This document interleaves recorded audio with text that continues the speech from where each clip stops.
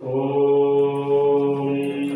सर्वे भवन्तु सुखिनः सर्वे सन्तु निरामयाः सर्वे भद्राणि पश्यन्तु मा कश्चित् दुःखभाग् भवेत्। ॐ शान्ति शान्ति शान्ति।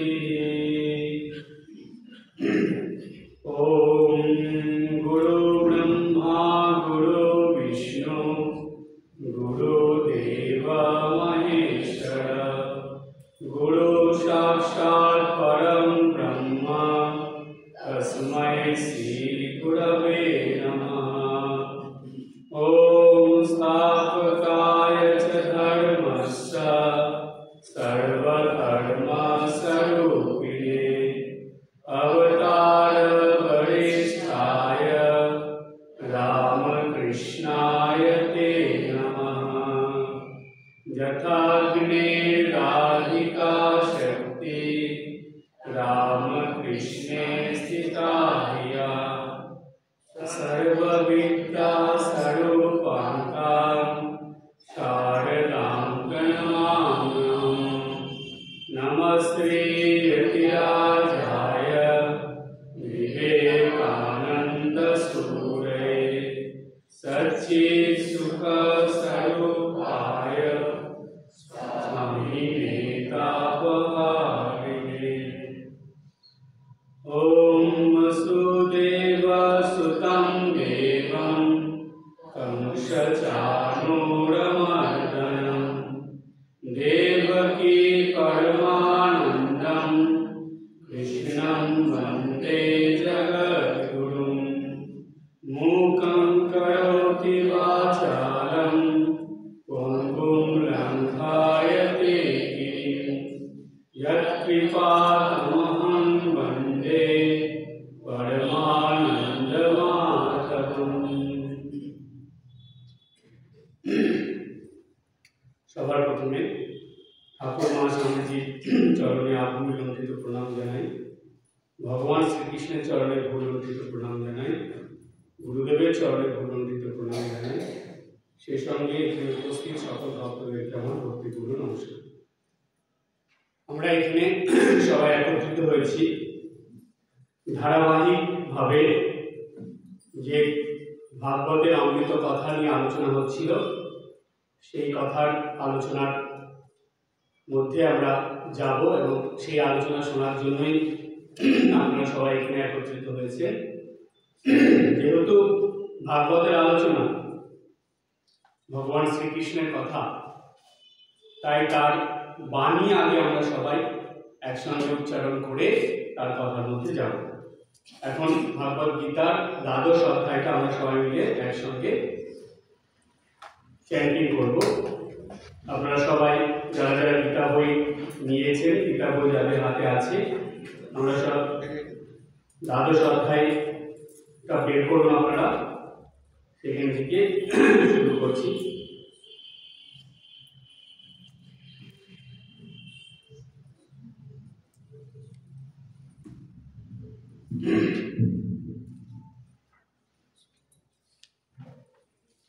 अथ दातश्रद्धायः भक्तियोगः। अर्जुनोवाच एवं सततयुक्ता चे भक्तास्तं पर्युपासते ये चाक्षरम् अव्यक्तं तेषां के योगविद्यमा।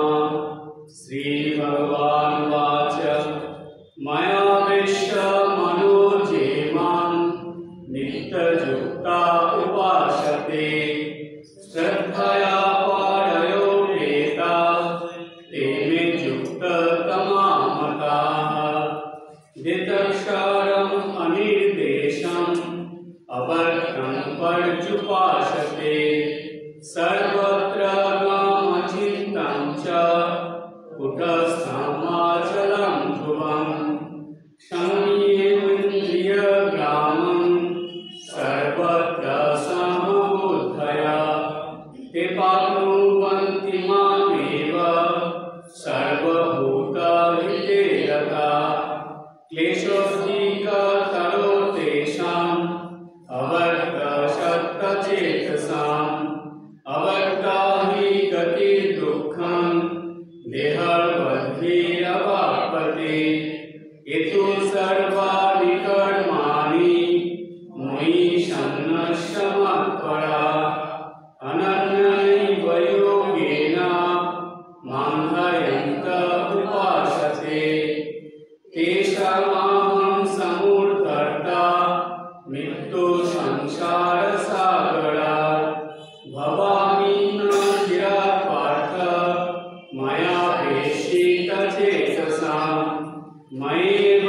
मनः आधत्स्व मयि बुद्धिं निवेशय निवसेष्यसि मय्येव अत ऊर्ध्वं न संशयः अथ चित्तं समाधातुं न शक्नोषि मयि स्थिरम् अभ्यासयोगेन ततः ममिच्छन्तुं धनञ्जय अभ्यासेन समर्थोषि मत्कर्मो परमो भव मदर्थमपि कर्माणि कुर्वन् सिद्धिमवाप्स्यसि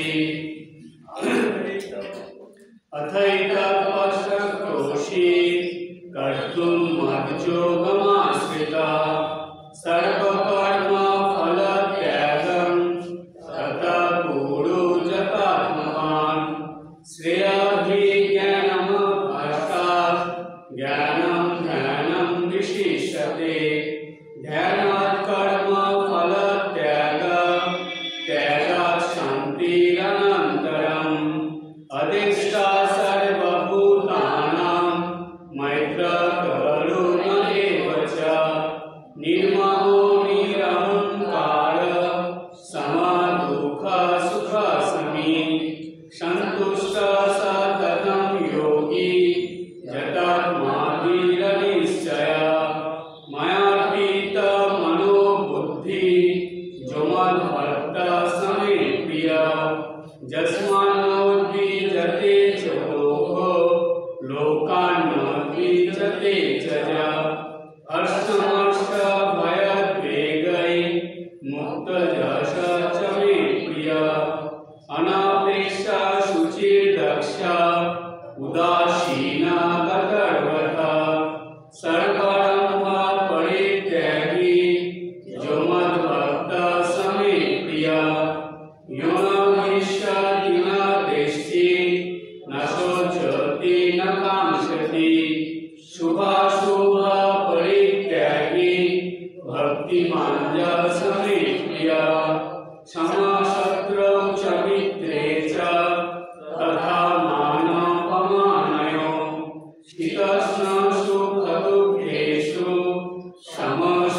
समसङ्गविवर्जितः तुल्यनिन्दास्तुतिर्मौनी सन्तुष्ट येन केनचित् अनिकेतः स्थिरमतिः भक्तिमान् मे प्रियः नरः यतो धर्मामृतमिदं यथार्थं पर्युपासते सर्वप्रधानमत्परो मां भक्तस्तेऽतीव मे प्रियः ॐ तत्सदिति श्रीमद्भगवद्गीतासु उपनिषत्सु ब्रह्मविद्यायां योगशास्त्रे श्रीकृष्णार्जुनसंवादे भक्तियोगो नाम द्वादशोऽध्यायः।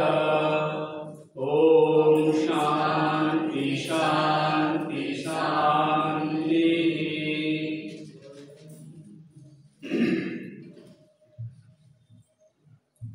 ভগবান শ্রীকৃষ্ণ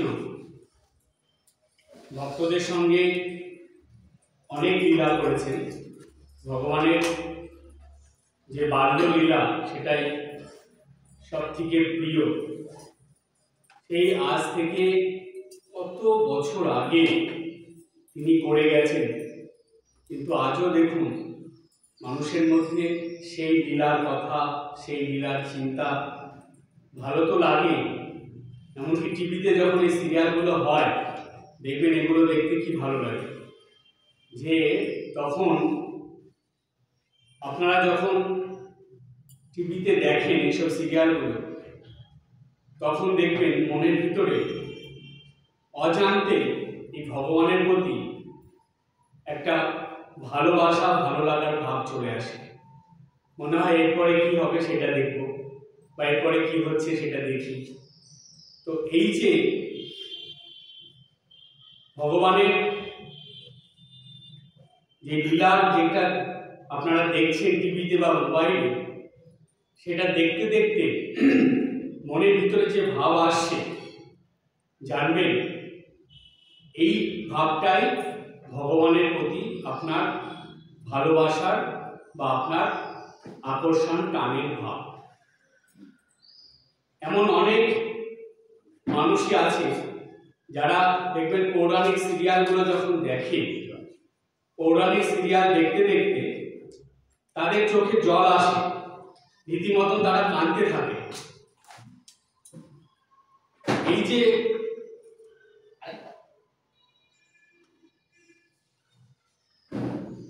এই যে ব্যাপারগুলো হয় সেগুলো কি হয়, মনের ভিতরে আমাদের ভগবানের প্রতি যে ভক্তি সেটাকে জাগিয়ে দেয়। এই ভক্তির থেকে জানবেন আমাদের মনের ভাবের পরিবর্তন হয়, চোখে জল আসে। এই দৃশ্যগুলো মনের উপরে যে কতটা প্রভাব ফেলে আপনারা যখন সিরিয়াল দেখেন আপনারা নিজেই বুঝতে পারেন। সুতরাং এই ভগবানের লীলা চিন্তন করা, দেখা, পড়া বা শোনা, এই সবগুলোই আমাদের ভিতরে ভক্তিভাবকে জানিয়ে দেয়।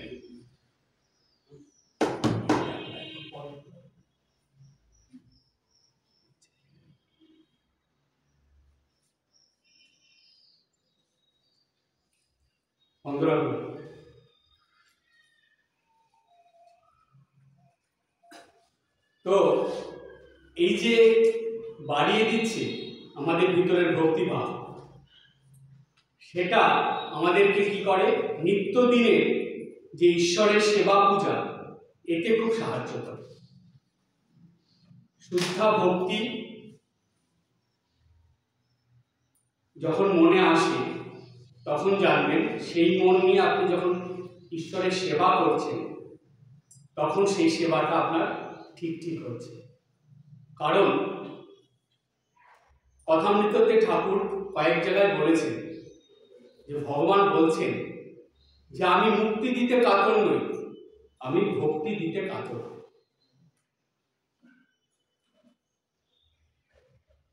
এই যে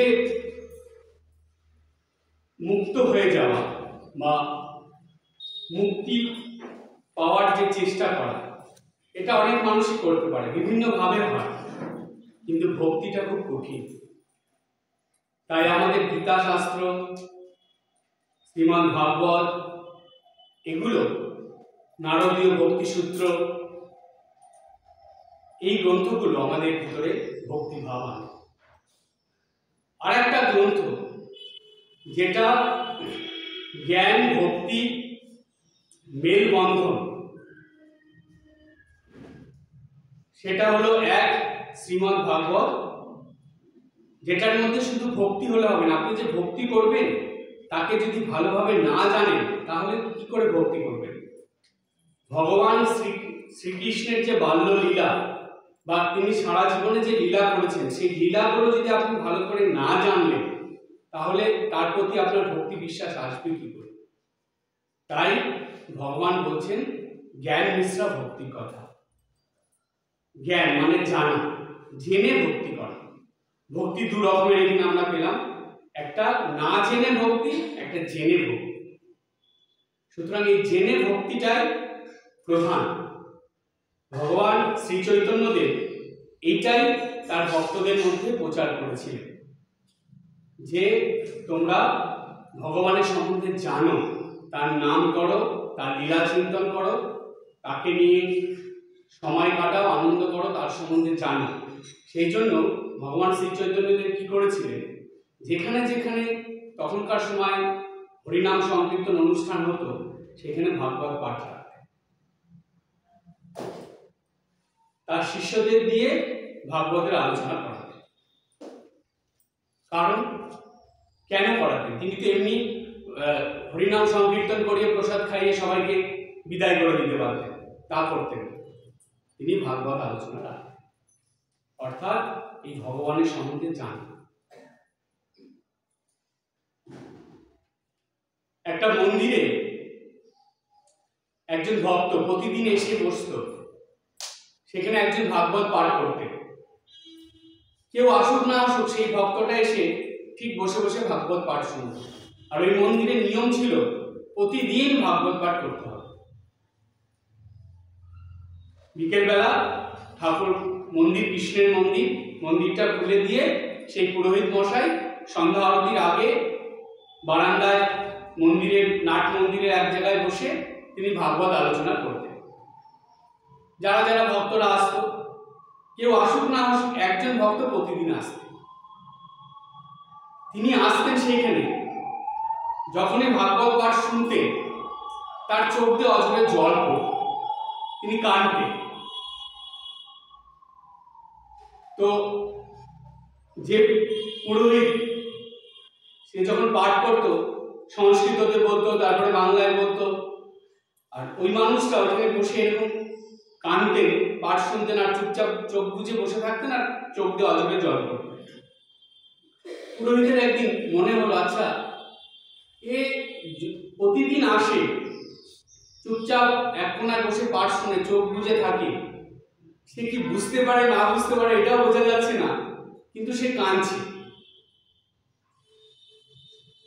তো তাকে তার কৌতূহল হলো, জিজ্ঞেস করলো, আচ্ছা আমি দেখছি যে প্রতিদিন আপনি ভাগবত পাঠ শুনতে আসেন, কিন্তু বসে বসে আপনি কাঁদেন, আপনি চোখ বুজে থাকেন, চোখ দিয়ে আপনার অঝরে জল পড়তে থাকে। আমি যা পাঠ করি বা যা আলোচনা করছি এই ভাগবত, এগুলো সব আপনি বুঝতে পারেন, আপনি সব জানেন, এগুলো সব পড়েছেন বা আপনি আপনার সব বোধগম্য হয়? সেই লোকটা সেই পুরোহিত মশাইকে, পণ্ডিত মশাইকে প্রণাম করে বলছে যে আমি লেখাপড়া কিছু জানি না,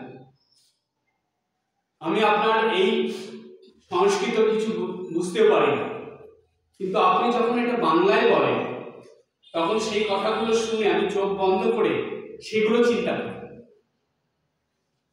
এই যে ভগবানের লীলা যখন আপনি বলছেন, আমি ওইটা চিন্তা করছি যে ভগবান এইভাবে লীলা করছেন, এইভাবে এসেছেন, এরা এসেছে, এগুলো সব আমি ভাবতে থাকি, আর আমার চোখের সামনে সেগুলো সব ভেসে ওঠে। আর আমি এই কথা চিন্তা করেই কাঁদি যে আমি এমন ভাগ্যবান যে আমি কিছু না জেনেও ভগবানের কথা চিন্তা করতে করতে তার লীলা দেখতে পাচ্ছি। তার লীলা দেখার সৌভাগ্য ভগবান আমাকে প্রদান করেছে, এইটা ভেবেই আমার চোখ দিয়ে জল আসে, আমি কাঁদতে থাকি। ওই পণ্ডিত মশাই তিনি সেই লোকটাকে হাত জোর করে বললেন যে আপনার ভাগবত শ্রবণ সার্থক, আপনার ভাগবত শ্রবণ সার্থক। তার মানে এই গল্পের শিক্ষা হলো এই, শুনতে হবে, পড়তে হবে, সেটাকে চিন্তা করতে হবে, যেটাকে বলে লীলা চিন্তা। ভগবানের এই ভাগবতের কথায় প্রথম স্কন্ধে আমরা যদি যাই, সেখানে আমরা পাই নৈমিষারণ্যের কথা। সেখানে নৈমিষারণ্যে বসে আর একজন ঋষি তিনি ভাগবতের কথা বলছেন। ব্রহ্মার 4 পুত্র তারাও সেখানে আছেন। এবার সেই লীলার মধ্যে ভগবান যে সৃষ্টির আদিতে ছিলেন, সেই ভগবান যে বিভিন্ন অবতার হয়ে পৃথিবীতে এসেছিলেন, এসে লীলা করে গেছেন, সেই অবতার লীলার কথা সেখানে আছে, সংক্ষেপেই আছে। প্রথম কোন অবতার ধরে এসেছিলেন, দ্বিতীয়, সেগুলো সব আছে। সেই প্রসঙ্গে আমি আসছি। সেটা সহজভাবে আপনাদেরকে বলবো। এতে করে কি হয়, একই ভগবান তিনি যে যুগ প্রয়োজনে মানুষের কল্যাণের জন্য, মঙ্গলের জন্য, এই জগতে মানুষের উদ্ধারের জন্য বিভিন্ন ভাবে তিনি লীলা করতে বিভিন্ন রূপ ধরে আসেন, সেটা এই শ্রী ভগবানের অবতারের যে লীলা, পরপর তিনি অনেক অবতার হয়ে এসেছেন, সেটার মধ্যে আমরা পাই। ভগবানের অবতার লীলা অসংখ্য অবতার, তার কিছু কিছু আমি বলছি আপনাদের, পরপর আসি। প্রথম অবতারে ভগবান কি হলেন বলছে, ব্রহ্মার 4 জন পুত্র রূপে সনক, সনন্দ, সনাতন ও সনত কুমার এইভাবে আবির্ভূত হলেন ভগবান। কেন এই 4 রকম ভাবে এসেছিলেন বলছে, তারা ব্রহ্মচর্য পালন এবং কঠোর তপস্যার শিক্ষা দিয়ে গেছেন মানুষকে। সেই সত্য যুগে দেখুন, সবার প্রথমে তারা আসলেন, তখন সৃষ্টিতে ব্রহ্মা বিষ্ণু মহেশ্বরের কথা আমরা জানি। সেখান থেকে যখন এই সৃষ্টি হলো জীব জগৎ, এই জীব জগতের মানুষদের শিক্ষা দেওয়ার জন্য ব্রহ্মার এই 4 পুত্র আসলেন। এই 4 পুত্র আর কেউ নয়, স্বয়ং ভগবান শ্রী বিষ্ণু 4টে রূপ ধরে আসলেন, এসে মানুষকে এই তখনকার সময়ে সত্যযুগের মানুষের শিক্ষার জন্য আসলেন। এসে কি শিক্ষা দিলেন? দিলেন ব্রহ্মচর্যের শিক্ষা এবং কঠোর তপস্যার শিক্ষা, অর্থাৎ সংযমের শিক্ষা দিলেন। কারণ তারা জানতেন মানুষের জীবনে যদি এই সংযমের বাঁধ না থাকে, তাহলে মানুষ ভগবানের থেকে অনেক দূরে চলে যাবে। যে পুণ্যের ফলে তারা ভগবানের কৃপায়, আশীর্বাদে এই অমূল্য মানব জন্মটা তারা লাভ করেছে, পেয়েছে, সেটা তারা নষ্ট করে দেবে। তাই জানবেন, আমাদের শাস্ত্রে বলা হয়, যদি দৈনন্দিন জীবনে, নিত্যদিনের জীবনে সাধন ভজন করতে হয় বা ধর্মজীবন যাপন করতে হয়, তাহলে আপনাকে সংযম আনতেই হবে। সব কিছুর মধ্যে সংযম লাগে।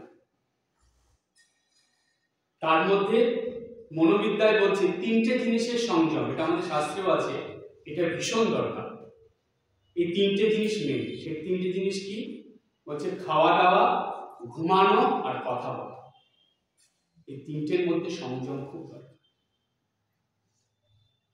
কারণ কি জানেন? সহজভাবে একটু ব্যাখ্যা করে দিই। সবার প্রথম হলো খাওয়া দাওয়ার কথায় আসে। যত বেশি আপনি খাওয়া দাওয়া করবেন, সেটাকে হজম করার জন্য শরীরের মধ্যে কিছু পাওয়ার, এনার্জি থাকে। সেই এনার্জিটা ওই হজম করার কাজে খরচ হয়ে যায়। ফলে কি হয়, আপনি যে অবশিষ্ট কাজগুলো, ধরুন আপনি ঠাকুর ঘরে ঢুকলেন, একটু জপ করবেন, একটু বেশিক্ষণ পূজা করবেন, বা বিশেষ দিনে একটু ধ্যান করবেন, এই যে ব্যাপারগুলো, সেগুলো করতে পারবেন না। কি হবে? আপনার এনার্জি নেই শরীরে, শরীর আপনাকে এনার্জি সাপ্লাই দিতে পারছে না। ফলে আপনি একটুখানি করে বিরক্ত হয়ে যাচ্ছেন, বা আপনার মন বসছে না, আপনি উঠে চলে যাচ্ছেন, করতে পারছেন। সুতরাং বেশি খাওয়া দাওয়ার ফলে সেই খাওয়া দাওয়াকে হজম করার জন্য শরীরের প্রচুর এনার্জি চলে যায়। আর এই এনার্জিগুলো যদি আপনি বাঁচিয়ে রাখেন, সংযম করে যদি খাওয়া দাওয়া করেন, তাহলে ওই এনার্জিটা আপনি আপনার এই আধ্যাত্মিক সাধনার মধ্যে কাজে লাগাতে পারেন। তখন দেখবেন অনেকক্ষণ কাজ করতে পারছেন, একদম এনার্জি নিয়ে কাজ করতে পারছেন। শারীরিক এনার্জিটা আপনাকে সাপ্লাই দেবে। সেটা কোথা থেকে আসবে? বাইরের থেকে আসবে না, আপনার শরীরের মধ্যে থেকেই আসবে। সেই জন্য খাওয়া দাওয়া যদি সংযম করেন, তাহলে এনার্জি আপনি খুব পাবেন, অনেক কাজও করতে পারবেন, জব ধ্যান পড়াশোনা অনেকক্ষণ ধরে করতে পারবেন। অর্থাৎ মনকে একটা কাজে অনেকক্ষণ লাগিয়ে রাখতে পারবেন, মনের একাগ্রতা বৃদ্ধি পায়। সেই জন্য খাওয়া দাওয়ায় সংযম দরকার, প্রথম। দ্বিতীয়, ঘুমানো। যারা বেশি ঘুমায় দেখবেন তাদের মধ্যে আলস্যের ভাব থাকে, আর এই আলস্যের ভাব হলো যে কোনো কাজের মধ্যে বাধা সৃষ্টি করে, যে কোনো কাজে বাধা সৃষ্টি করে। তার মানে এই আলস্য কোথা থেকে আসে জানেন? আলস্য কুড়েমি যেটাকে আমরা বলি, এটা আসে এনার্জির অভাব থেকে। ঘুমের মধ্যেই তো এনার্জি চলে যাচ্ছে। দেখবেন আপনি এই যে তিনটে জিনিস আমি বলবো, প্রত্যেকটার মূল হলো এনার্জি। একটা কথা আপনারা জানলে অবাক হয়ে যাবেন, জপ ধ্যান করতে বেশি না 30 মিনিট এক আসনে বসে এক নাগাড়ে জপ করতে প্রচুর এনার্জি দরকার হয়। সহজ কাজ নয় এটা। এক নাগাড়ে 1 ঘন্টা ভালো করে শাস্ত্র পাঠ করতে, পড়াশোনা করতে অনেক এনার্জির দরকার হয়, সহজ কাজ নয়। ঠাকুর ঘরে গিয়ে কারোর সঙ্গে কথা না বলে একদম নিজের মতন ঠাকুর ঘরের সব কাজ করে ঠাকুর পুজো কমপ্লিট করে ঠাকুর ঘর থেকে বেরিয়ে আসতে প্রচুর এনার্জি লাগে, সহজ কাজ নয়। সুতরাং এগুলো আপনাকে নিজের শরীর থেকেই আনতে হবে। সেই জন্য যখনই আপনি বেশি ঘুমাচ্ছেন জানবেন আপনার শরীরের মধ্যে আলস্য এসে গেল, আপনার এনার্জি আপনার মধ্যে থেকে নষ্ট হয়ে গেল, সুতরাং সেটা আর ভালো কাজে লাগাতে পারছেন। সেই জন্য যত বেশি ঘুমাবেন, আমাদের শরীরের টেন্ডেন্সি কি হয় জানেন? একটা কথা আছে মায়ের কথায়, যে বাবা যেটা বাড়াবে সেটাই বাড়বে, অর্থাৎ বাড়ালেই বাড়ে। আপনি দেখবেন খাওয়া বাড়ালে সেটা দিনের পর দিন বেড়ে যায়, ঘুম বাড়ালে দিনের পর দিন বেড়ে যায়। এই জিনিসগুলো, জাগতিক জিনিসগুলো ভীষণ মানুষকে বিপথে নিয়ে যায়। কি করে জানেন? এগুলো ক্রমাগত বাড়তে থাকে। কিন্তু এই জাগতিক জিনিস বাড়ে বলে আমরা আধ্যাত্মিক জিনিসগুলোকে বাড়াতে পারি না। দীক্ষার পর থেকে জপ কতটা বেড়েছে ভাববেন একবার, দেখবেন গুরুদেবের চিন্তা কতটা বেড়েছে, ঠাকুর ঘরের সময় কতটা বেড়েছে। কিন্তু মানুষ যদি বাড়ানোর চেষ্টা করে বাড়াতে পারে। দেখবেন আধ্যাত্মিক যখন মানুষের অন্য কাজের মধ্যে সময়ের দরকার হয় না, নিত্যদিনের সাধনার থেকে সময়টাকে সরিয়ে দেয়। অন্য কোনো জায়গার থেকে সময় কমায় না, ঠাকুর ঘর থেকে সময় কমিয়ে দিল, সন্ধ্যা বন্দনার থেকে সময় কমিয়ে দিল, এই পাঠ আলোচনা শোনার থেকে সময় কমিয়ে দিল, আজকে যাবো না, ছেড়ে দিন, দুপুরবেলা রবিবার আজকে অনেক ভালো খাওয়া দাওয়া হয়েছে, একটু ঘুমাই, যাবো, সময় কমিয়ে দিল। সুতরাং জানবেন এই সময়গুলোকে বাড়াতে হবে। আর জাগতিক 24 ঘন্টার বেশি তো আপনি সময় পাবেন না। জাগতিক জিনিসগুলোর থেকে ধীরে ধীরে সময় একটু একটু কমিয়ে এই আধ্যাত্মিক মানে ধর্মীয় দিকে একটু সময় বাড়িয়ে দিতে হবে। তাহলে দেখবেন আপনার জীবনের সম্পূর্ণ পরিবর্তন এসে যাবে। তাহলে ঘুম কমালে কি হয়? সময়টা বাড়ে। আচ্ছা বলুন তো, একটা সাধারণ হিসাব আপনাদের বলুন, যেই মানুষটা সকাল 5টার সময় ঘুম থেকে ওঠে তার দিন শুরু হচ্ছে সকাল 5টার থেকে, তাই তো? আর যেই মানুষটা সকাল 8টার সময় ঘুম থেকে ওঠে তার দিন কটার থেকে শুরু হচ্ছে? সকাল 8টার থেকে। তাহলে 5, 6, 7, 8 এই 4 ঘন্টা কিন্তু তার 24 ঘন্টার সময় থেকে কমে গেল। দেখেছেন? এই 24 ঘন্টা সময়কে কাজে লাগিয়ে মানুষ সায়েন্টিস্ট হয়, আবার এই 24 ঘন্টা সময়কে কাজে লাগিয়ে মানুষ বিপথে চলে যায়। আবার এই 24 ঘন্টা সময়কে কাজে লাগিয়ে সাধক সাধিকারা ঈশ্বর লাভ করে। সবার জন্য একই সময়। সুতরাং সময়টাকে বাড়ান। এই কারণেই সকালবেলা ঘুম থেকে উঠতে বলে যে সময় অনেক আপনি হাতে পেয়ে যাচ্ছে। যেই মানুষটা সকালবেলা 5টার সময় ঘুম থেকে উঠে দিন শুরু করছে তার হাতে প্রচুর সময়, সে ঠিক সময় মতন সব কাজ করে দিচ্ছে। আর যে সকাল 7টা 8টার সময় ঘুম থেকে উঠে শুরু করছে তার হাতে সময় অনেক কম। তার দেখবেন সবকিছুতে তাড়াহুড়ো লেগে যায়। অফিসে যাওয়ার তাড়া, বাজারে যাওয়ার তাড়া, ঠাকুর ঘরে ঢুকতে যাওয়ার তাড়া, সারাদিন যেন কি একটা ব্যস্ততার মধ্যে কাটছে, সেই ছুটোছুটি চলছে। কিন্তু ভোরবেলা উঠলে একদম সময় সময় সে ঠিক সব কাজ ম্যানেজ করে নেবে, যে না আমি এই সময় এই কাজ করবো, এই সময় এই কাজ করবো, এই সময় এই কাজ করবো, তার একটা রুটিন থেকে যায়। সেই জন্য বলা হয় ঘুম কমালে মানুষের কাজের সময় বাড়ে, সাধন ভজনের সময় বাড়ে। এবার 3 নম্বর হলো কথা বলা। দেখবেন আপনারা একটা জিনিস খেয়াল করবেন, সারা দিনে মানুষ যত কথা বলে তার মধ্যে অপ্রয়োজনীয় কথা অনেক থাকে। যদি এরকম কোনো মেশিন কখনো বেরোয়, ডাক্তাররা বের করে যে যেই মেশিনের দ্বারা মানুষের কথাগুলো ধরা যাবে, যে কটা সে প্রয়োজনীয় কথা বলছে আর কটা অপ্রয়োজনীয় কথা বলছে, সেই মেশিনটা একদিনেই খারাপ হয়ে যাবে। এত অপ্রয়োজনীয় কথা তার মধ্যে আসবে, সেই মেশিনটা আর কাজ করতে পারবে না। সেই জন্য সারাদিনে কথা কমালে কি হয় জানেন, এই কথার মধ্যে দিয়ে অনেক এনার্জি চলে যায়, অনেক এনার্জি চলে যায়। স্বামী বিবেকানন্দ স্বামীজি তিনি বলছেন, স্বামীজি যখন লেকচার দিতেন, লেকচারের পর স্বামীজি অনেকক্ষণ চুপচাপ নিজের মতন থাকতেন। ক্রমাগত তো স্বামীজির বক্তৃতা চলতো প্রতিদিন 2 জায়গায় 3 জায়গায় করে বিদেশে গিয়ে, আর তখনকার দিনে মাইক ছিল না, স্বামীজিকে স্টেজে দাঁড়িয়ে দাঁড়িয়ে বলতে হতো, এখন চিৎকার করে করে বড় বড় হলে। এত এনার্জি চলে যেত, স্বামীজি ওই পরে আর কারোর সঙ্গে দেখাও করতেন না, কথাও বলতেন না, একদম নিজের মতন থাকতেন, হাঁটাহাঁটি করতেন, চুপচাপ বসে থাকতেন, কারোর সঙ্গে কথা বলতেন।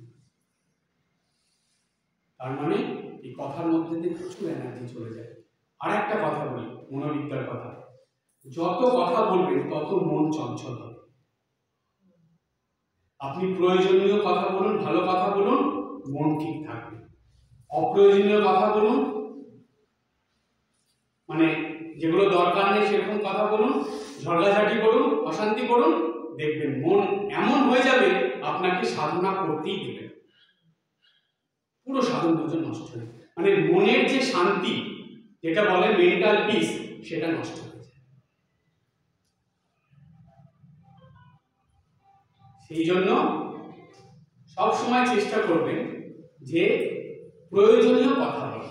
কথা বলবেন না এমন নয়, অবশ্যই এসে প্রয়োজনীয় কথা বলবেন, কিন্তু কথা বেশি না বলে ওই কথা বলার পরিবর্তে যে এনার্জিটা, সেটা আপনি নিজের মধ্যে রাখবেন, রেখে আপনি সেটাকে এই সাধন ভজনের ক্ষেত্রে কাজে লাগান। একটা মানুষের সঙ্গে ফোনে আপনি এমনি গল্প করতে করতে 30 মিনিট কাটিয়ে দিলেন, সাপোজ ধরুন 30 মিনিট কেটে গেল, কিন্তু তার সঙ্গে প্রয়োজনীয় কথা 10 মিনিটে, আপনি কতক্ষণ নষ্ট করলেন? 20 মিনিট নষ্ট করলেন। ওই 20 মিনিট আপনি কিন্তু একটা বই, গীতা হোক, চণ্ডী হোক, ভাগবত হোক, ঠাকুরের আমাদের স্তব কুসুমাঞ্জলি হোক, যে কোনো একটা বই নিয়ে একটু চ্যান্টিং করতে পারেন, ওই বইটা একটু পড়তে পারেন, মহাভারত হোক, রামায়ণ হোক, পড়তে পারেন, কিন্তু সেটা করবেন না। সুতরাং জানবেন, আমরা এই সময়গুলো সাধন ভজনে এখান থেকে বাঁচিয়ে বাঁচিয়ে কাজে লাগাতে পারি। তাই বলা হয় স্বল্প আহার, স্বল্প কথা এবং স্বল্প ঘুম, মানে 3টেতেই সংযম থাকলে জানবেন আপনি আধ্যাত্মিক পথে খুব তাড়াতাড়ি উন্নতি করবেন।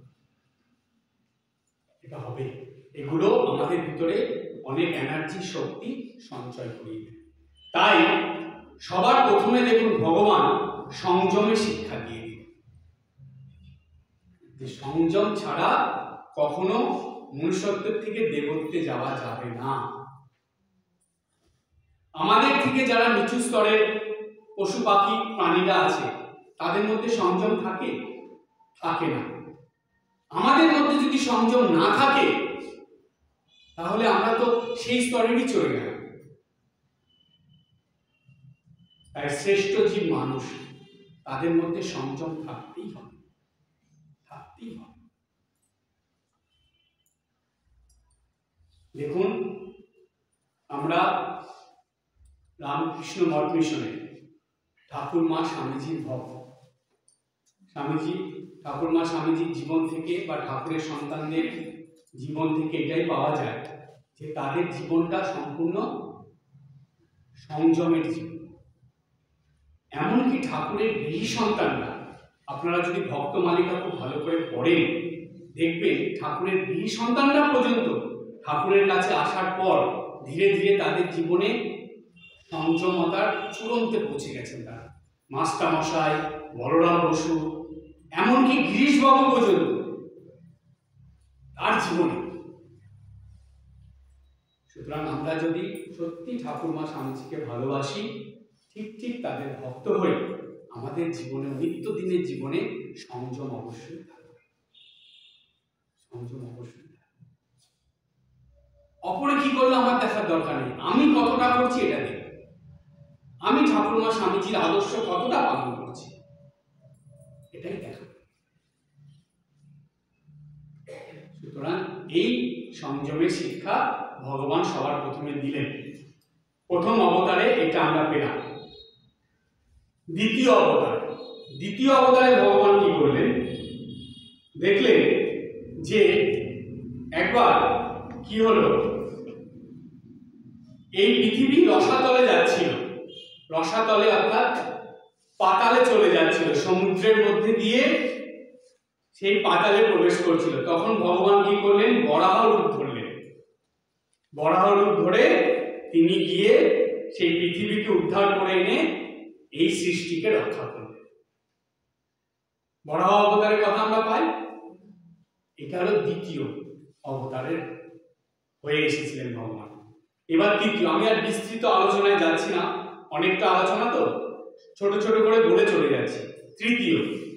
তৃতীয় অবতারে এখানে বলা হচ্ছে যে ভগবান নারদ রূপে আবির্ভূত হইয়া বৈষ্ণবতন্ত্রের প্রচার করিয়া মুক্তির পথ দেখাইয়াছিলেন, নিষ্কাম কর্মের সাধনায় ছিল তাহার মন।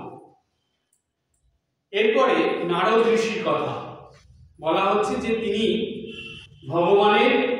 ভগবানের আর একটা রূপ, তিনি নারদ হয়ে এসেছিলেন। এসে কি করলেন, বৈষ্ণব যে সাধনা, বৈষ্ণবের যে চলার পথ সেটা দেখিয়ে দিয়ে গেলেন। কি করলেন তিনি, ঠাকুর বলছেন কথামৃততে, কলিতে নারদীয় ভক্তি। কথাটা দেখবেন আমরা সবাই পড়ি শুনি, একটুখানি চিন্তা করলে গভীরে ঢুকলে বোঝা যায় যে কত মানে গভীর অর্থ আছে। কলিতে নারদীয় ভক্তি কথাটার মানে কি, ঠাকুর কেন বলছেন, কথামৃতে বেশ কয়েক জায়গায় ঠাকুর বলেছেন কলিতে নারদীয় ভক্তি কেন, কারণটা কি, নারদীয় ভক্তির ব্যাপারটা কি। দেখবেন নারদ ঋষি যেখানে যেখানে ঘুরে বেড়ায়, যেখানে যেখানে যায়, সেসব জায়গায় ও সবসময় মুখে শুধু নারায়ণের নাম করতে থাকে, সবসময় নারায়ণ নারায়ণ করে, অর্থাৎ ভগবানের নাম করছে, ঈশ্বরের নাম করছে। এইবার শুধু যে নাম করছে তা না, এই নামের সঙ্গে সঙ্গে তার এই ভগবানের নামের প্রতি প্রচন্ড বিশ্বাস। এই বিশ্বাসের সঙ্গে সে প্রভুর নাম উচ্চারণ করছে। এবং নারদ ঋষি ঘুরতে ঘুরতে যখনই সময় পাচ্ছেন, খুব সুন্দর পরিবেশ দেখছেন, সেইখানে বসে প্রভুর চিন্তা করতে শুরু করছে, প্রভুর ধ্যান করছে। তাহলে এই নারদীয় ভক্তির থেকে শিক্ষাটা কি? শিক্ষা হলো, যারা আপনারা দীক্ষিত, যাদের দীক্ষা হয়েছে, তাদের সবকিছুর মধ্যেই সেই দীক্ষা মন্ত্র বা ভগবানের নাম উচ্চারণ করতে হয়। জোরে জোরে মাইকে চিল্লে চিল্লে নয়, মনে মনে, ধীরে ধীরে, আপনার মতন করে, আপনার পাশের কেউ শুনতে পাবে। যে কোনো কিছু করবেন তার নাম করতে করতে হলো এক। দুই, তার নামের প্রতি বিশ্বাস রাখতে হবে যে না, আমি প্রভুর নাম করছি, তার কাছে যেটা প্রার্থনা করছি, যেটা চাইছি, সেটা ঠিক হবে, হবেই। আজ না হোক, দুদিন পর হোক হবে, এই বিশ্বাস ধরে তার নাম করতে হবে। আর 3, সারাদিনে কাজের মধ্যে, সকালে ঘুম থেকে উঠে রাত্রে ঘুমানোর আগে পর্যন্ত সারাদিনে কাজের মধ্যে যখনই একটু সময় পাবেন, একটু নিজের মতন বসে তার চিন্তা করা, প্রভু চিন্তা করা, একটু কথামৃত পড়ে নিন, একটু মায়ের কথা পড়ুন, সেটাই চিন্তা। আমি একজনকে দেখেছি, জানি, সে ট্রেনে করে যাচ্ছি, বসে আছি, আমি যেই সিটে বসেছি তার অপোজিট সাইডে সে বসেছে। তো আমি বসে বসে একটা বই পড়ছি। তো আরেকজন যিনি বসে আছে তাকে দেখলাম, আমি কিন্তু চিনি না, তার সঙ্গে কোনো পরিচয় নেই। দেখছি সে তার ব্যাগের থেকে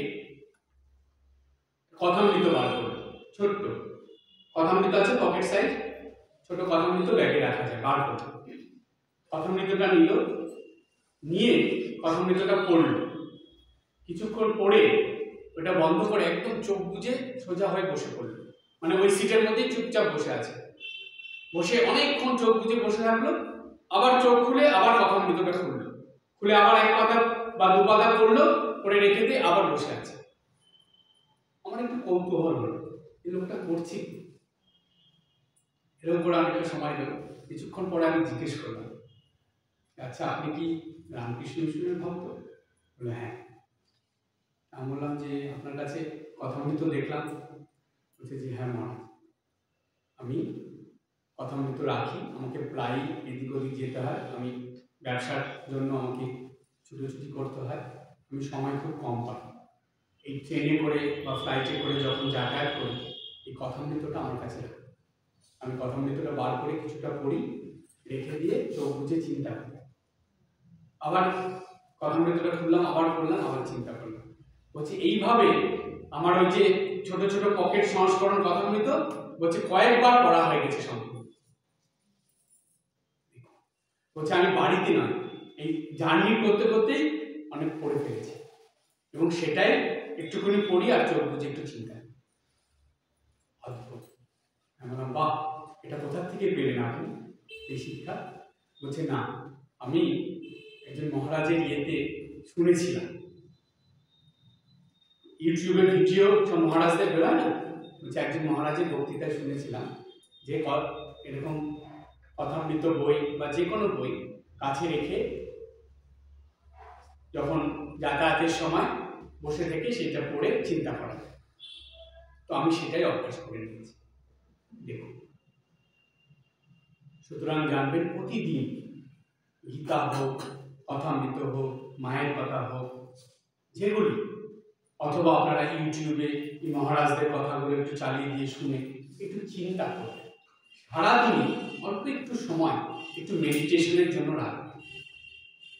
জানেন, ধ্যানের ফলে মনের শক্তি খুব তাড়াতাড়ি বাড়ে, আর মাইন্ড ভীষণ ডেভেলপ হয়। মনের যদি উন্নতি করতে হয় তাহলে একটু ধ্যান করতে হয়। বিদেশে জানেন, বিদেশে খুব মজার ব্যাপার, বিদেশে আমাদের মহারাজদের কাছ থেকে শুনেছি, বিদেশের যে ভক্তরা, তারা আমাদের রামকৃষ্ণ মিশনের যে কেন্দ্রগুলো আছে, আশ্রমগুলো আছে, সেখানে তারা আসে মহারাজদের সঙ্গে দেখা করে। তারা দীক্ষা নেওয়ার জন্য বা জপের পদ্ধতি শেখার জন্য, প্রার্থনা করার জন্য বা পুজো করার জন্য আসে না, সেগুলো শেখার জন্য আসে না। তারা এসে প্রথমেই তাদের কথা হলো আমাদের মেডিটেশনের শিক্ষা দিন, আমাদের ধ্যানের শিক্ষা। কারণ কি জানেন, বর্তমানে দেখা গেছে একটা পরীক্ষা করে যে বর্তমান সময়ে সব থেকে কোন রোগের পেশেন্ট বেশি জানেন, মানুষ বেশি, সেটা হলো মানসিক রোগে, মেন্টাল পেশেন্ট অনেক বেশি। কেমন জানেন, মেন্টাল পেশেন্ট মানে সে পাগল নয়, অর্থাৎ মনের দিক থেকে সে একদম সেই বিক্ষুব্ধ হয়ে আছে, বলা হয় যে একদম মনের দিক থেকে সে ক্ষত বিক্ষত হয়ে আছে, মানসিক কোনো শান্তি পাচ্ছে না, না কর্মক্ষেত্রে, না সংসারে, না তার যে কাজ করছে সেই কাজের মধ্যে, কোনো কিছুর মধ্যে পাচ্ছে না। তখন উপায় কি? তারা ছুটে আসে যে আমাদের মনের মেন্টাল পিস চাই, আমরা মনের শান্তি চাই। কি করব আমরা? আমাদের ধ্যানের শিক্ষা দিই, মেডিটেশনের শিক্ষা। তারা মহারাজদের কাছে ছুটে আসে। তাই জানবেন, সারা দিনে এই 24 ঘন্টার মধ্যে 10 মিনিট, 20 মিনিট বা ম্যাক্সিমাম 30 মিনিট একটু সময় রাখবেন, একটু মেডিটেশন করবেন। এবার আপনাদের বলি, একটা প্রশ্ন জাগে বলি, মহারাজ আমরা বসে কি মেডিটেশন করবো? আমরা চোখ বুজে বসলেই না দেখতে পাই ছেলেটা আসলো না, মেয়েটা কোথায় গেল, তারপরে এই বাজার হলো না আজকে, তারপরে এই আত্মীয় স্বজন আসার কথা আছে, একটা নিমন্ত্রণ বাড়ি আছে, কি জিনিসপত্র নিয়ে যাব, বারবার ফোন করছে, কখন যেতে হবে, সামলাতে পারছি না, এগুলো আসে। কি মেডিটেশন করবো? মনের ভিতরে হাট বাজা বসে যায়। সেই জন্য সহজ উপায় কি বলবো? 3টে উপায় আপনাদের বলবো। প্রথম, যখন মেডিটেশনে বসবেন, ধ্যানে বসবেন, তখন সামনে ঠাকুর, মা, স্বামীজি কিংবা গুরুদেবের একটা ছবি রাখবেন। আপনি যেখানে বসেন ঠিক সামনে রাখবেন। খুব আরামদায়ক কোনো কিছুতে বসবেন না। কারণ কি জানেন, আপনি সোজা হয়ে বসবেন, কিছুক্ষণের মধ্যেই রেগে যাবেন। সেই জন্য খুব আরামদায়ক কোনো কিছুতে বসবেন, একটু সোজা হয়ে বসবেন। ছবিটা যেটা রাখবেন, যার ছবি খুশি, ঠাকুরের, মায়ের, স্বামীজি বা গুরুদেবের ছবিটা সামনে রাখবেন। রেখে তার দিকে তাকান, তাকিয়ে তার কাছে প্রার্থনা করুন। কিছুটা প্রার্থনা করে নিন, চোখ খুলে নিন, চোখ বন্ধ করবেন। এবার যখন আপনি বসবেন, হাতের সামনে একটা বই নিয়ে বসবেন, হয় কথামৃত নয় মায়ের কথা, বইটা নিয়ে এবার মায়ের ছবি সামনে রেখেছে। মায়ের ছবি খুব ভালো করে অনেকক্ষণ ধরে দেখলে, মাকে দেখুন, তিনি স্বয়ং দুর্গা, কালী, জগদ্ধাত্রী, কত রূপ। সেই জগদ্ধাত্রী দেবী, সেই আত্মাশক্তি মহামায়া, তিনি কেমন সাধারণ গ্রাম্য মহিলা হয়ে এসেছেন, অবাক কাণ্ড। আর মায়ের মুখের দিকে ভালো করে যদি তাকিয়ে থাকেন, মন মুহূর্তে শান্ত হয়েছে, মুহূর্তে। কথা বিশ্বাস না হলে পরীক্ষা করে দেখবেন। ঠাকুরের দিকে আর মায়ের দিকে যে ছবিগুলো আপনারা পূজা করেন, একটু ভালো করে তাকিয়ে দেখবেন।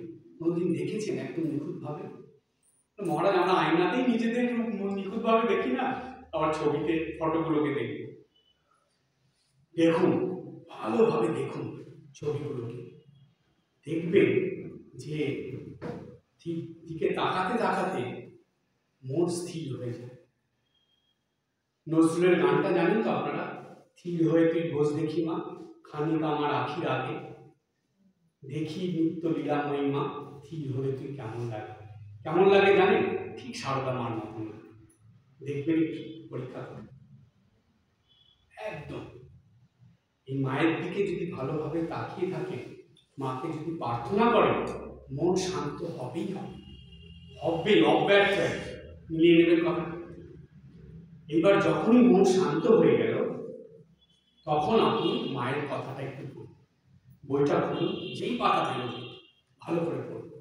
পড়িয়ে ওটা পড়লেন, বইটা বন্ধ রেখে এবার আপনি চোখ বুঝে বা মায়ের দিকে তাকিয়ে একটু ভাবতে ভাবতে চোখ বুঝুন, ধ্যান করুন। ওটা ভাবুন, মা ওই কথাগুলো বলছে, আপনি ওইখানে উপস্থিত আছেন, আপনি মার কাছে বসে আছেন। ধরুন উদ্বোধনে বলছে, কিংবা জয়রাম বাটিতে বলছে, কিংবা কোয়ালপাড়ায় বলছে, আপনারা তো দেখে এসেছেন এগুলো। ভাবুন যে মা যেখানে বলছে, আপনি সেখানে উপস্থিত আছেন, আপনি বসে বসে মায়ের কথাগুলো শুনছেন। ঠাকুর বললেন, ভাবলে ভাবে হৃদয়, ভাবুন। দেখুন, ঠিক মন একদম সেই ধ্যানের স্তরে চলে যাবে। এটা প্রথম। দ্বিতীয় উপায় কি? দ্বিতীয় উপায় হলো, আপনারা বিভিন্ন তীর্থক্ষেত্রে গেছেন তো, জয়রামবাটি, কামারপুকুর, বেলুড় মঠ, দক্ষিণেশ্বর, পুরী, অনেক জায়গায় ঘুরেছেন, কাশী। ওইগুলোকে ঘুরে আসার পর কখনো চুপচাপ বসে বসে চিন্তা করেছে? আমরা বাড়ি থেকে বেরোলাম, এইভাবে গেলাম, বেলুড় মঠে গেলাম, বেলুড় মঠের গেট দিয়ে ঢুকলাম, ঢুকে সোজা হাঁটতে হাঁটতে চলে গেলাম ঠাকুরের মূল মন্দিরে, গিয়ে ওইখানে প্রণাম করলাম। প্রণামের সময় ঠাকুরকে দেখলাম কি কালারের কাপড়, রঙের কাপড় ঠাকুরকে পরিয়েছিল, কি মালা ঠাকুরকে সেদিন পরানো হয়েছিল সেটা দেখলাম। বাইরে বেরোলাম, চরণামৃত খেলাম, তারপরে সেখান থেকে পুরনো মন্দিরে চলে গেলাম, স্বামীজির ঘরে গেলাম, মায়ের মন্দিরে গেলাম, তারপরে সবার শেষে প্রেসিডেন্ট মহারাজের কোয়ার্টারে গেলাম, প্রেসিডেন্ট মহারাজকে প্রণাম করলাম। ভেবেছেন এগুলো ধ্যান নয়? যেখানে ভগবানের স্থান সেটা কি ধ্যানের জায়গা নয়? স্বামী প্রেমেশানন্দজি মহারাজ বলতেন, যেই মুহূর্তে নরদেহ দেবস্থান করে পরশন, সেই মুহূর্তে সেই দেহ হয় নারায়ণ। তাহলে ওগুলো দেবস্থান নয়? সেইগুলোর ধ্যান করতে হবে। দেখুন, আপনারা এখান থেকে গাড়ি করে গেলেন, গিয়ে সোজা উঠলেন কামারপুকুরে, গাড়ি থেকে নামলেন, হেঁটে হেঁটে ঠাকুরের মন্দিরে গেলেন, ঠাকুরকে প্রণাম করলেন, ওখানে কিছুক্ষণ বসলেন, একটু জপ করলেন, তারপরে ঠাকুরদের বংশের যে শীতলা দেবী, শীতলা মা, সেখানে প্রণাম করলেন, সেখান থেকে হেঁটে গেলেন, মহারাজদের সঙ্গে দেখা হলো, প্রণাম করলেন, প্রসাদ খেলেন, তারপরে জয়রামবাটি গেলেন। এগুলো ভাবলে ধ্যান হয় না? কোন স্থানে গিয়েছিলেন আপনারা ভাবুন একবার। দেখুন, ধ্যানের জিনিস ভগবান আমাদের একদম হাতের সামনে, অর্থাৎ বলা হয় মনের পকেটে ঢুকিয়ে দিয়েছে, কিন্তু আমরা সেটা বের করি না, পকেটেই রেখে। এবার 3 নম্বর ধ্যান একটা বলছি। 3 নম্বর ধ্যান, দীক্ষার দিনের কথা কখনো ধ্যান করেছেন? আপনার যখন দীক্ষা হয়েছে, গুরুদেবের দীক্ষার সময় সকালবেলা গেলেন, মন্দিরে বসলেন, অপেক্ষা করছেন, সেক্রেটারি মহারাজ আসলেন, অনেক কথা বললেন, তারপরে গুরুদেব আসলেন, গুরুদেবকে প্রথম দেখছেন, তার কথা শুনলেন, দীক্ষা পেলেন, অঞ্জলি দিলেন, প্রসাদ পেলেন, আনন্দ করে বাড়ি ফিরে আসলেন। এরপরে কতবার গুরুদেবের দর্শন করতে গেছেন, গুরুদেবের সঙ্গে কথা হয়েছে, প্রণাম করেছেন। ধ্যান হয় না এগুলো? অবশ্যই অবশ্যই একটু করতে হবে। ভাবলে ভাবের উদয় হয়, ভাবলে ভাবের উদয় হয়। ঠাকুরের এই কথাটা কেমন জানেন? যে ভাবতে ভাবতে ভাবের উদয় মানে কি জানেন? সেই যেই ভাবের ভাবনা নিয়ে আপনি শুরু করেছেন, সেই ভাবের সঙ্গে আপনি নিজে একাত্ম হয়ে যাচ্ছেন, মিলে যাচ্ছেন। দেখবেন আপনি যখন একভাবে কিছু দেখতে থাকেন, ধরুন আমি একটা কথা বলছি, টিভিতে আপনারা জগৎজননী শ্রীমা সারদা দেবী সিরিয়ালটা দেখছেন, এক মনে দেখছেন, দেখতে দেখতে সেইভাবে এমন ভাবিত হয়ে গেছে যে মা কোনো একটা কিছুতে কারো কাছ থেকে কষ্টের কিছু শুনছে, সেই কষ্ট শুনে মা কাঁদছেন, এবার ওইটা দেখে আপনি কাঁদতে শুরু করে দিলেন। হয় না এরকম? হয়তো। তার মানে কি? আপনি সেইভাবে একদম একাত্ম হয়ে গেছেন। সুতরাং যখনই ভগবানের লীলা কথা চিন্তা করবেন, ভাববেন, দেখবেন মন একদম সেইভাবে একাত্ম হয়ে যাবে, তখনই মনের ভিতরে আনন্দ আসে। কারণ কি জানেন?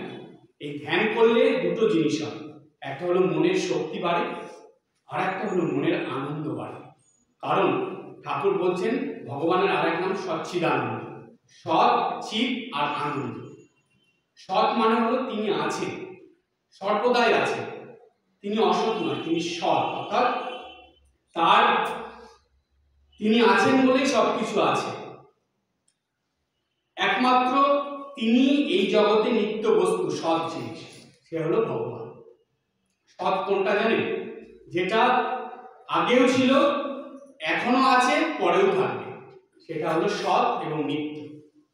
তাহলে সৎ হয়ে গেল। তারপরে চিৎ, চিৎ মানে কি? তার অস্তিত্ব আছে, তিনি আছেন, এটা হলো যে তার এই সৃষ্টি তিনি চালাচ্ছেন, সবকিছুর মধ্যে তিনি আছেন, এটা হলো চিৎ। আর এই তাকে ধরে চললে আমরা আনন্দ পাব, তাই তার আরেকটা নাম হলো তিনি আনন্দ স্বরূপ, তাই সচ্চিৎ আনন্দ। এটা কিভাবে আসে? বলছে ভগবানের চিন্তা করলেই এটা আসে, তার উপর বিশ্বাসও হয়, তিনি যে আছেন এটাও সবসময় মনের মধ্যে থাকে, এবং তার কথা ভাবতে ভাবতেই মনে আনন্দ চলে আসে। জাগতিক আনন্দ ক্ষণস্থায়ী, আর যেটা মানসিক আনন্দ, পারমার্থিক আনন্দ, সেটা দীর্ঘস্থায়ী। মহাপুরুষ মহারাজ বলছেন প্রতিদিন সকালে সূর্য উদয়ের আগে ঘুম থেকে উঠে যদি আপনি জপ করেন, সাধনা করেন, দেখবেন মনের ভিতরে একটা খুব উচ্চ স্তরের ভাব মনের ভিতরে আসে। বলছি এটা যদি ধরে রাখা যায় তাহলে খুব তাড়াতাড়ি আধ্যাত্মিক উন্নতি হয়। ওই সকালবেলা যে ভাবটা আসে সেটা দেখবেন সারাদিন আর থাকে না, কাজের মধ্যে গেলে ওটা নষ্ট হয়ে যায়। কিন্তু আপনি যদি নিত্যদিন এটা করতে থাকেন, সকালে সূর্যোদয়ের আগে ঘুম থেকে উঠে আপনি নিজের সাধন ভজন সেরে নিলেন, ঠাকুর ঘরে সূর্যোদয়ের পর ঠাকুর ঘরে গেলেন, পূজা অর্চনা যা যা করা সব করে তারপরে আপনি কাজ শুরু করুন। ওই সকালের সময়টা আপনার মনটা সম্পূর্ণ কি হয়ে গেল জানেন? চার্জ হয়ে গেল, সম্পূর্ণ চার্জ হয়ে গেল, অর্থাৎ মন তার খাদ্য পেয়ে গেল। রাজা মহারাজ বলছেন শরীরকে সুস্থ রাখার জন্য মানুষ কত কিছু ভাবে, তার খাওয়া দাওয়া থেকে আরম্ভ করে ডাক্তার দেখানো, ওষুধ খাওয়া, কত কিছু, কিন্তু মনেরও যে খাদ্য দরকার সেইটা মানুষ ভাবে না। তখন প্রশ্ন হলো মনের খাদ্য কি? বলছে শরীরকে খাদ্য দিলে, সুষম আহার দিলে যেমন শরীর ভালো থাকে, সেই শরীর দিয়ে অনেক কিছু করা যায়, ঠিক তেমনি মনকে খাদ্য দিলে মনও ভালো থাকে, সেই মন অনেক সাহায্য করে আমাদেরকে এই জাগতিক কর্মক্ষেত্রে উন্নতি করতে এবং আধ্যাত্মিক ক্ষেত্রে উন্নতি করতে। এবার মনের খাওয়ার দু রকম, যেমন জাগতিক খাওয়ার মধ্যে দু রকম আছে, একটা হলো সাত্ত্বিক খাবার আর একটা হলো রাজসিক খাবার। এই দুই রকমের খাবার মানুষ খায়। যারা সাত্ত্বিক খাবার খায় তারা সুষম আহার করে, তাদের শরীর অনেক ভালো থাকে, আর যারা রাজসিক খাবার খায় তাদের শরীর প্রায় দিনই গন্ডগোল হতে থাকে, গোলমাল হতে থাকে। ঠিক মনেরও তাই, মনের দু রকম খাবার আছে। একটা হলো মনের ভালো খাবার, সুষম আহার। সেটা কি? বলছে সেটা হলো পূজা পাঠ, প্রার্থনা, জপ, সাধুসঙ্গ, এই ধর্ম আলোচনা শোনা, এগুলো হলো মনের সুষম খাবার। আর একটা খাবার আছে, সেটা মনকে দেওয়া হয়। সেটা কি? বলছে জাগতিক জিনিসের খাবার, অর্থাৎ এই আধ্যাত্মিকতা ছেড়ে, জপ ধ্যান পুজো পাঠ ছেড়ে বাদ বাকি যা করা হয় এগুলোর থেকেও মন খাবার পায়। কিন্তু ওই খাবারগুলো কি করে জানেন? ধীরে ধীরে মনকে নষ্ট করে দেয়। ওই খাবারগুলো ধীরে ধীরে মনকে নষ্ট করে দেয়। আর এই যে খাবারটা, যেটাকে বললাম সুষম আহার, জপ ধ্যান পুজো পাঠ, এগুলো মনকে আরো ডেভেলপ করে, অর্থাৎ আরো ভালো করে। তাই রাজা মহারাজ বললেন যে মনের খাদ্য প্রতিদিন দিতে হয়। সেই জন্য দেখুন আমাদের হিন্দু শাস্ত্রে কি সুন্দর বিধান, যে প্রতিদিন সকালে তাড়াতাড়ি ঘুম থেকে উঠেই সবার প্রথমে প্রার্থনা জপ ধ্যানের কথা আছে। স্নান করে ঠাকুর ঘরে গিয়ে ঠাকুর সেবা, ঠাকুর নিত্য পূজা করার কথা আছে। এইসব করে নিয়ে তারপরে সংসারের কাজ শুরু করা। আবার দেখুন ঠিক দিনের শেষে সন্ধ্যাবেলায় ঠিক একই কথা, সন্ধ্যাবেলাতেও পরিষ্কার পরিচ্ছন্ন হয়ে তারপরে ঠাকুর ঘরে যাওয়া, সেখানে সন্ধ্যা বন্দনা দেওয়া, সন্ধ্যা আরতি করা, আবার জপ ধ্যান করা, প্রার্থনা। কি সুন্দর নিয়ম দেখুন, দিনের শুরুতেই মনের খাদ্য, আবার দিনের শেষে মনের খাদ্য।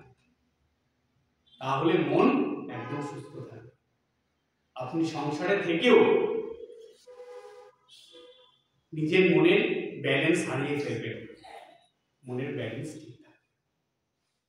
তাই শ্রীমা শারদা দেবীর কথা আছে যে সকাল সন্ধ্যায় অবশ্যই বসতে হবে।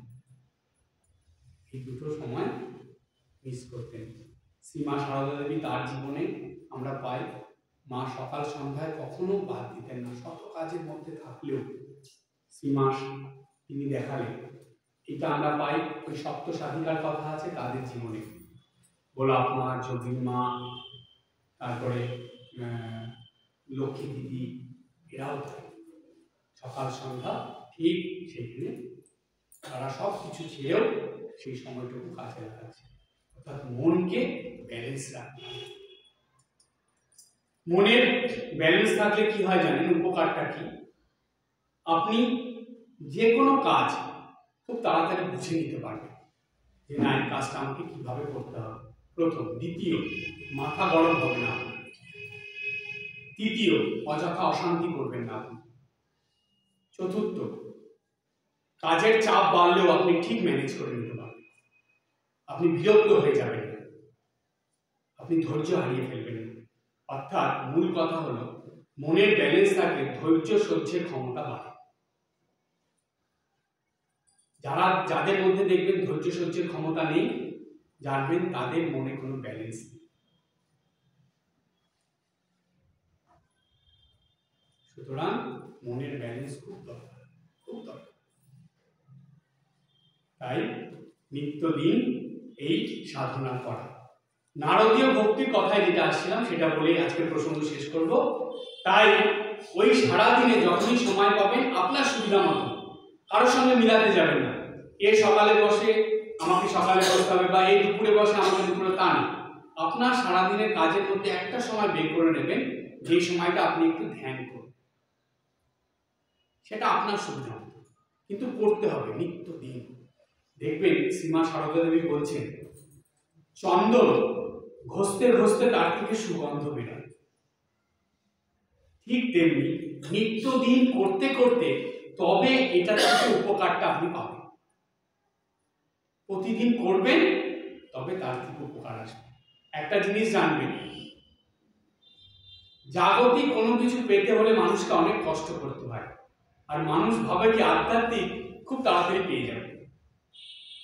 সেখানেও কিছু পেতে হলে অনেক তাকে কষ্টের মধ্যে দিয়ে যেতে হবে, মানে অনেক তাকে সময় দিতে হবে। তাই সারাদিনে আপনাকে একদম এটা করতেই হবে। যেমন প্রতিদিন খাওয়া ঘুমানো আমাদের অভ্যাসের মধ্যে থাকে, ঠিক তেমনি প্রতিদিন এই জপ ধ্যান করা, বা প্রতিদিন একটু মেডিটেশন করা, প্রতিদিন একটু কথামৃত মায়ের কথা বা গীতা পড়া, এগুলো অভ্যাসের মধ্যে করে ফেলবে। যদি কোথাও জানো, তবুও আপনি নিজের ব্যাগের মধ্যে একটা বই নিয়ে রাখবেন, যেটা আপনার প্রতিদিনের রুটিনের মধ্যে থাকবে। হয়তো টাইম একটু এদিক ওদিক হলো, কিন্তু আপনি করবেন না এমন না, করতে হবে। এটা মাথায় যে আমি বাদ দেব না। জানবেন এই আধ্যাত্মিক জিনিস বাদ দেওয়ার টেন্ডেন্সি বেশিরভাগ মানুষের মধ্যে থাকে। আজকে বাড়িতে অনুষ্ঠান, ঠিক আছে, ঠাকুর ঘরে সন্ধ্যাবেলা অন্য কেউ দিয়ে দেবে, নিজের ঠাকুর ঘরে সন্ধ্যার সময় ঠাকুর ঘরেই গেলেন, বাড়ির প্রোগ্রাম নিয়ে ব্যস্ত থাকবেন। কেন? একটু সময় যাওয়া যেত। ও আজকে এখানে যেতে হবে, ঠিক আছে, ঠাকুর ঘরে আছে, একটু গিয়ে ধূপকাঠি ধরিয়ে দিয়ে চলে আসে, করে দিয়ে বেরিয়ে আসে। কেন? একটু আগে ঢুকে কিছুক্ষণ বসা যেত না? সুতরাং কোনো কিছু বাদ দেব এই মনোবৃত্তি যাতে না থাকে। আধ্যাত্মিকতা, জাগতিক কোনো কিছু আমরা বাদ দিতে চাই না, কিন্তু আধ্যাত্মিকতা বাদ দিতে থাকি সমানে। এইটা হবে না যে না আমরা করব, হয়তো সেদিন ব্যস্ততার মধ্যে অল্প সময় করবো, কিন্তু করব। আমি প্রতিদিন সন্ধ্যাবেলায় ঠাকুর ঘরে যাই, আজকে একটু দেরি হয়েছে কিন্তু যাব। আমি প্রতি সোমবার কোনো একটা শিব মন্দিরে পুজো দিতে যাই, হয়তো একদিন বাড়ির অসুবিধার জন্য একটু দেরি হলো, কিন্তু আমি যাব।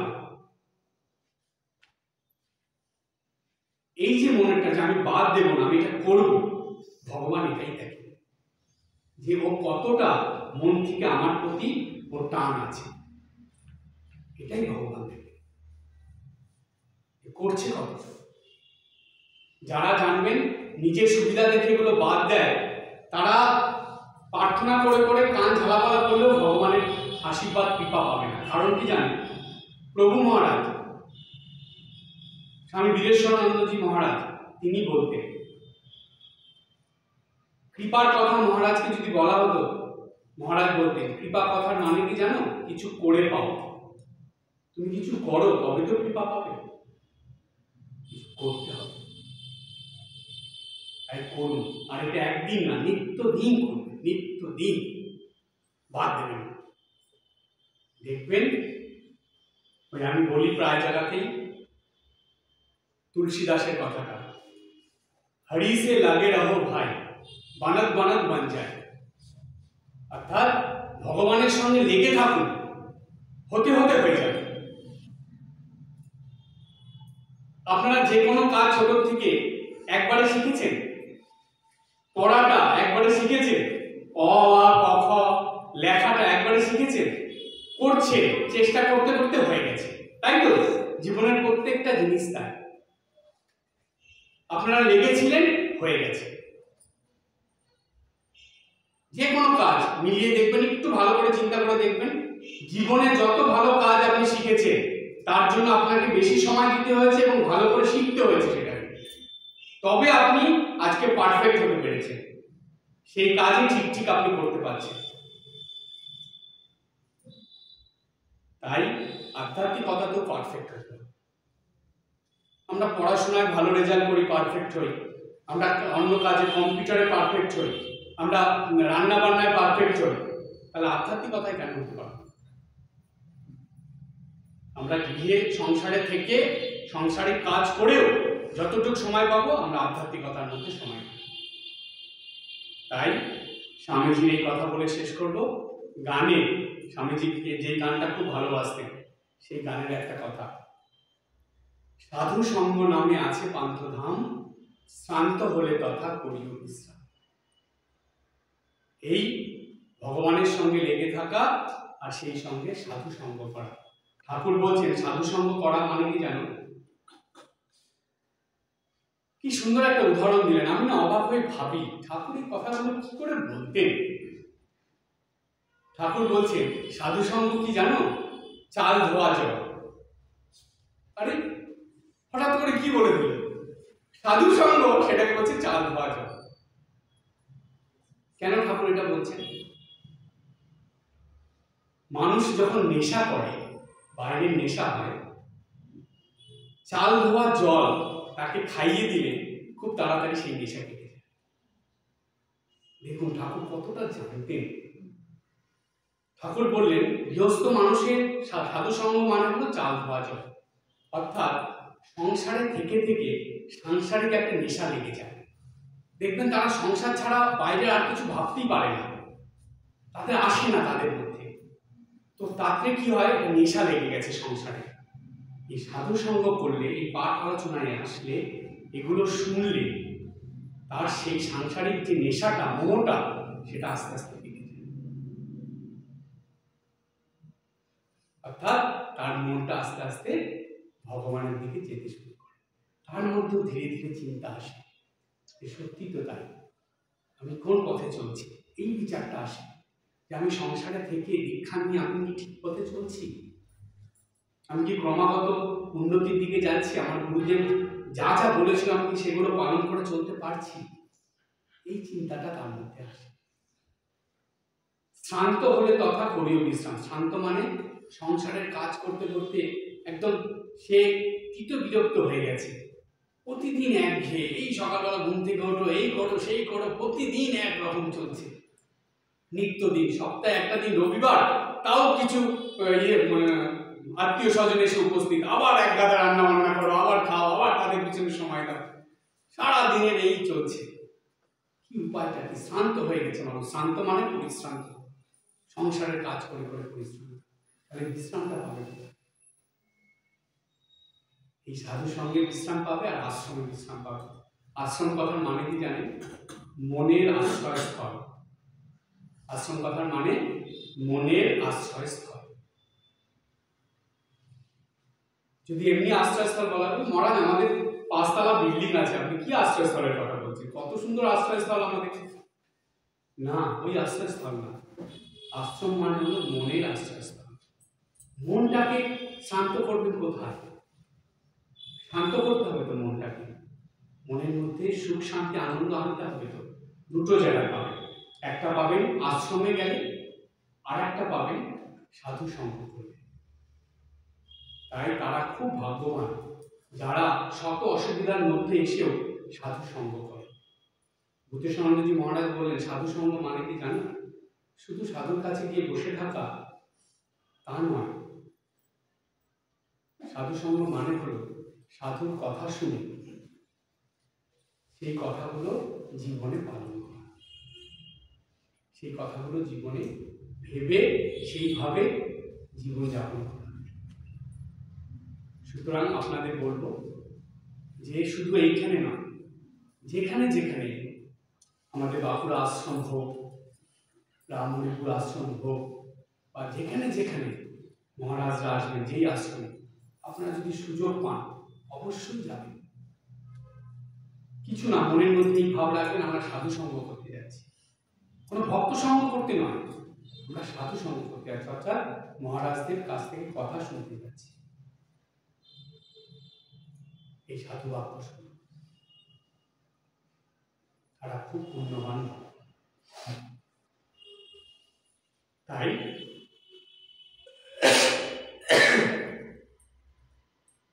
সাধু সঙ্গ নামে আছে পান্থধাম, শান্ত হলে তথা করিও বিশ্রাম। পথভ্রান্ত হলে শুধায় পথ, সে পান্থ নিবাসী। পথভ্রান্ত হলে মানে কি করবেন আপনি, আধ্যাত্মিক পথে কিভাবে চলবেন, কোথায় কোথায় অসুবিধা হচ্ছে, সেগুলো সাধুদের কাছে জিজ্ঞেস করে নিতে হবে, তারা বলে দেবে, তারা আপনাকে গাইড করে দেবে। গুরুদেব বেঁচে থাকলে গুরুদেবের কাছে জিজ্ঞেস করবে, না হলে কোনো আপনার পরিচিত মহারাজদের কাছে কথা বলে দিতে হবে, তারা আপনাকে গাইড করবে। সুতরাং জানবেন এই ভাগবত যে আলোচনা, এটা শোনার সঙ্গে সঙ্গে নিজের মনের ওই ভক্তি ভাবটাকে জাগিয়ে তুলতে হবে। তা না হলে ভাগবত আপনি শুনে যাবেন কিন্তু আপনার হৃদয়ঙ্গম হবে না, আপনি বুঝতে পারবেন না, আপনার নিজের জীবনে কোনো পরিবর্তন আসবে না। তাই যেটা শুনবেন সেটা যাতে আপনার হৃদয়ঙ্গম হয়, আপনার নিজের জীবনে পরিবর্তন আসে, সেটাই আপনার কাছে সব থেকে উপাদেয় হয়ে উঠবে, অর্থাৎ আপনার জীবনকে উন্নতি করবে এটা। আর তার জন্য দরকার এই ভক্তিভাব আনার জন্য কি দরকার, এই নিত্য দিনের সাধনা, আর সেই সঙ্গে সাধু সঙ্গ। এগুলো যেই মানুষের জীবনে আছে জানবেন সে সংসারে থেকেও সে কিন্তু ধীরে ধীরে মুক্তির পথে যাচ্ছে, তাকে এই জাগতিক কোনো বন্ধন আটকাতে পারবে না। ঠাকুর বললেন মনেতেই বদ্ধ মনেতেই মুক্ত। যে যত আধ্যাত্মিকতা নিয়ে চলবে, যে যত ভগবানের সঙ্গে নিজেকে যুক্ত রাখবে, সে তত আস্তে আস্তে মনের থেকে মুক্ত হয়ে যাবে, মনের বন্ধন তার থাকবে। আর যে এগুলো থেকে নিজেকে সরিয়ে রাখবে সে তত বন্ধনের মধ্যে পড়বে। আর এক একটা বন্ধন কাটাতে কয়েক জন্ম লেগে যায়, কয়েক জন্ম লেগে যায়। তাই দেখুন যে মনেতেই মুক্ত হতে হবে। আমরা ঠাকুরকে ধরে আছি, মাকে ধরে আছি, আমরা বদ্ধ হব কেন? আমরা মুক্ত হব, এই বিশ্বাস রেখে চলতে হবে। আর সেই সঙ্গে কিন্তু তার জন্য দরকার, যেমন দেখবেন ভগবানের কাছে তুলসী দিলে, ভগবানের তুলসী খুব প্রিয় ভগবান বিষ্ণু, কিন্তু তুলসীর সঙ্গে চন্দন মাখিয়ে দিলে সেটা আরো প্রিয়। তাই এই যে আমাদের নিত্যদিনের সাধারণ ভজন যেটা চলছে সেটা আমাদের ভক্তি পথে নিয়ে যাচ্ছে, কিন্তু এই ভক্তির সঙ্গে যদি ভগবত মিশিয়ে দেওয়া যায়, যদি ভগবত ভক্তি হয়, তাহলে সেটা কিন্তু আরো বেশি ভগবানের কাছে প্রিয় করে দেবে আমাদের। তাই এই ভাগবত ক্লাস আপনারা অবশ্যই প্রতি মাসে যে একদিন হয় আসবেন, সবাই উপস্থিত থাকবেন। এরপরে পরে আরো আলোচনার মধ্যে যাবে। আজকে এই পর্যন্ত।